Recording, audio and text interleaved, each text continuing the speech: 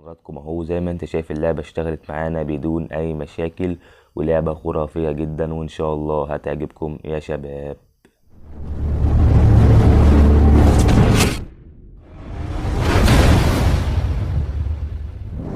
مساء الخير، عاملين ايه ويا رب تكونوا بخير.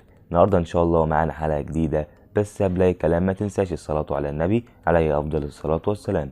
النهارده ان شاء الله يا شباب معانا لعبة FTS 2022 باخر الانتقالات والاطقم، وكمان فيها كاس العالم، وكمان فيها الدوري المصري، وفيها كل الدوريات العربية، وان شاء الله اللعبة دي هتعجبكم.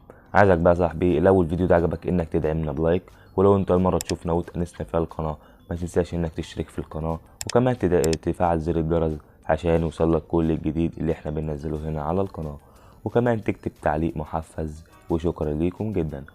ودلوقتي يا صاحبي هيبقى معاك برنامج اسمه زد ارشيفر.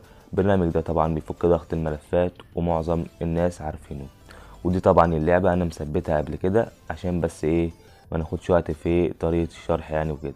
فكل اللي عليك انت هتخش بس على زد ارشيفر، بعديها هتخش على الداونلود، هتلاقي معاك التلات ملفات اللي انت هتحملهم من خلال الرابط اللي هسيبه لك في الديسكريبشن تحت ان شاء الله. هيبقى معاك ملف الاي بي كي، وهيبقى معاك ملف الداتا، وهيبقى معاك ملف الاو بي بي. ركز معايا يا صاحبي جدا عشان تعرف طريقه تثبيت واللعبه تشتغل معاك بدون اي مشاكل. طبعا ملف الاي بي كي هتبدا انك تضغط عليه ضغطه، وبعد كده تضغط على كلمه عرض، هيبدا يظهر معاك ملف بالشكل ده. هتبدا انك تضغط عليه ضغطه هتلاقي ملف الاي بي كي جوه، هتبدا انك تضغط عليه ضغطه وتضغط على كلمه تثبيت، هيبدا يتثبت معاك بدون اي مشاكل. وبعد كده بقى نروح لملف الداتا، هتبدا انك تضغط عليه ضغطه وتضغط على كلمه عرض.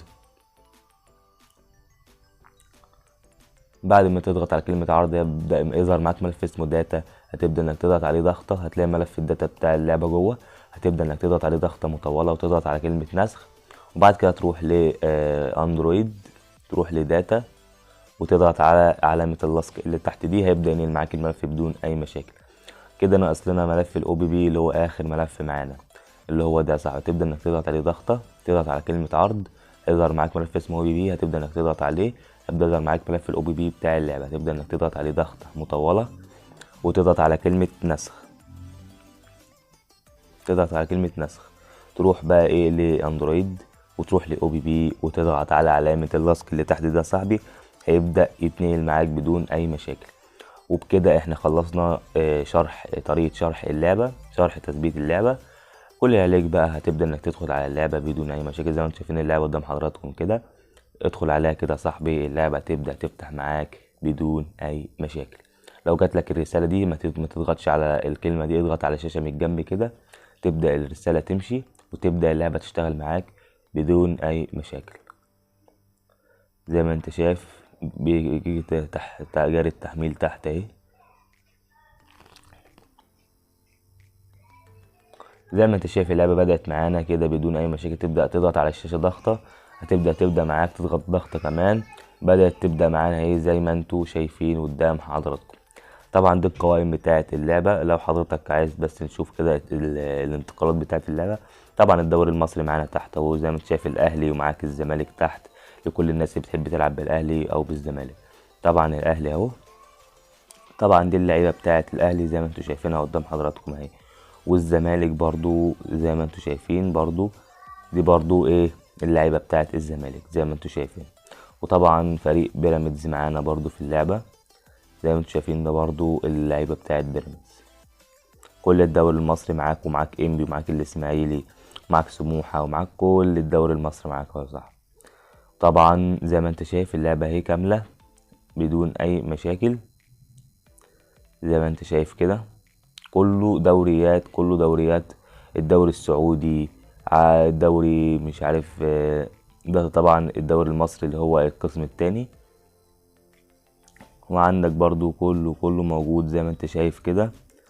وكمان الدوري العراقي كله موجود يا صاحبي، كل الدوريات العربية موجودة في اللعبة دي.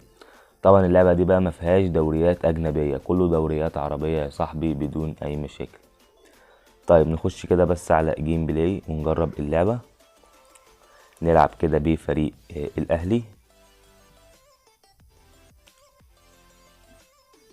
ونلعب قصاد فريق الزمالك. نضغط على اكسبت، هيبدأ يجيلك عند الأطقم والخطة يعني، بس يبدأ يضغط على كونتينيو ويبدأ يخش معاك على الجيم بلاي بدون اي مشاكل. زي ما انت شايف الجيم بلاي قدام حضراتكم اهو. زي ما انت شايف اللعبة اشتغلت معانا بدون اي مشاكل، ولعبة خرافية جدا وان شاء الله هتعجبكم يا شباب. زي ما انت شايف كده اللعبة اشتغلت معانا اهي. الجرافيك بتاع اللعبة جميل جدا، وكمان اداء الازرار بتاعة التحكم هتعجبك جدا وسلسة جدا، واللعبة بصراحة خرافية وهتعجبكم ان شاء الله. نبدأ بس نجيب جون كده. زي ما انت شايف اللعبة شغالة وسريعة، ولعبة بصراحة انتوا عارفين لعبة FPS، كل عشاق اللعبة بيحبوا اللعبة دي. ان شاء الله اللعبة هتشتغل معاكم يا شباب بدون اي مشاكل.